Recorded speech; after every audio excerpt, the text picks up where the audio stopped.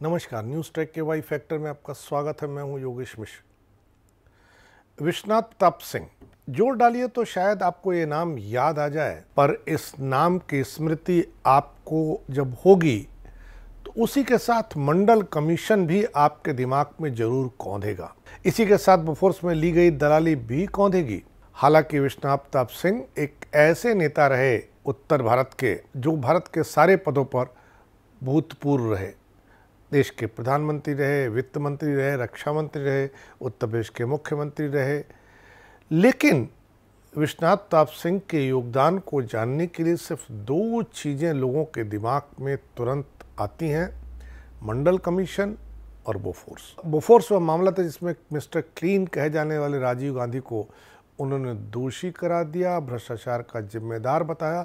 हालांकि वो अपनी सरकार और उसके बाद से आज तक की सरकारों में ये तय ही नहीं हो पाया कि बोफोर्स में राजीव गांधी ने कोई दलाली ली थी। मंडल कमीशन लागू करने के नाते विश्वनाथ प्रताप सिंह को अलग अलग नज़रिए से लोग देखते हैं।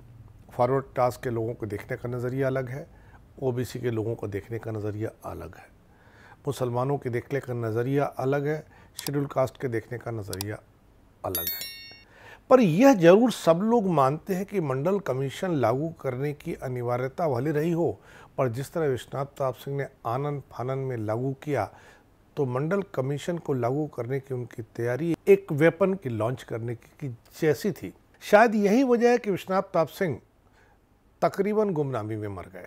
लेकिन आपको यह जान के आश्चर्य होगा, उत्तर प्रदेश में उनका नाम लेने वाला कोई आदमी भले ना बचा हो, बिहार मध्य प्रदेश में ना बचा हो, लेकिन इन दिनों वह तमिलनाडु में अचानक लोकप्रिय हो गए हैं। तमिलनाडु के मुख्यमंत्री स्टालिन ने उनकी मूर्ति लगाने का ऐलान कर दिया है। स्टालिन ने कहा कि यह कदम सामाजिक न्याय में विश्वनाथ प्रताप सिंह के योगदान, कावेरी जल न्यायाधिकरण के निर्माण और चेन्नई में अंतर्राष्ट्रीय हवाई अड्डे के टर्मिनलों का नामकरण दिवंगत मुख्यमंत्री CN अन्नादुराई और पूर्व मुख्यमंत्री के कामराज के नाम पर करने के आभार स्वरूप उठाया गया है। सदन में स्वतः स्फूर्त बयान में स्टालिन ने कहा है कि वह विश्वनाथ प्रताप सिंह ही थे जिन्होंने BP मंडल कमीशन की सिफारिशें लागू करके 27% आरक्षण OBC को दिया। मंडल द्वितीय पिछड़ा वर्ग आयोग के अध्यक्ष थे।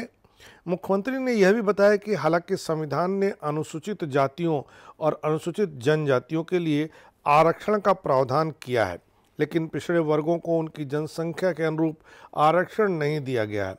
दरअसल तमिलनाडु के मुख्यमंत्री को विश्वनाथ प्रताप सिंह इसलिए भी याद आ रहे हैं क्योंकि राजनीति की दिशा OBC समुदाय पर पूरी तरह घूमी हुई है। सोशल जस्टिस के लिए स्टालिन एक राष्ट्रीय स्तर का मोर्चा बनाने की कवायद कर रहे हैं। ऐसे में उनका मानना है कि विश्वनाथ प्रताप सिंह की मूर्ति लगाए जाने के फैसले की गूंज बहुत दूर तक सुनाई पड़ेगी। तमिलनाडु में उत्तर प्रदेश और बिहार के बहुत से लोग काम करते हैं, इसका भी लाभ स्टालिन उठाना चाहते हैं। पर देखना है कि आखिर मंडल कमीशन लागू करने के बाद विश्वनाथ प्रताप सिंह जब सरकार नहीं बना पाए, तो क्या मंडल कमीशन लागू करने वाले शख्स की तारीफ करके, उनकी मूर्ति लगा करके स्टालिन या विपक्ष कोई फ़ायदा कमा पाएगा?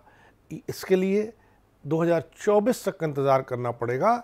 लेकिन 24 के चुनाव में विश्वनाथ प्रताप सिंह को लेकर के सारी कवायद का दूध और पानी का पानी हो जाएगा। इस बार इतना ही। अगली बार फिर मिलेंगे किसी नए सवाल पर नए ढंग से बात करने के लिए। तब तक के लिए नमस्कार।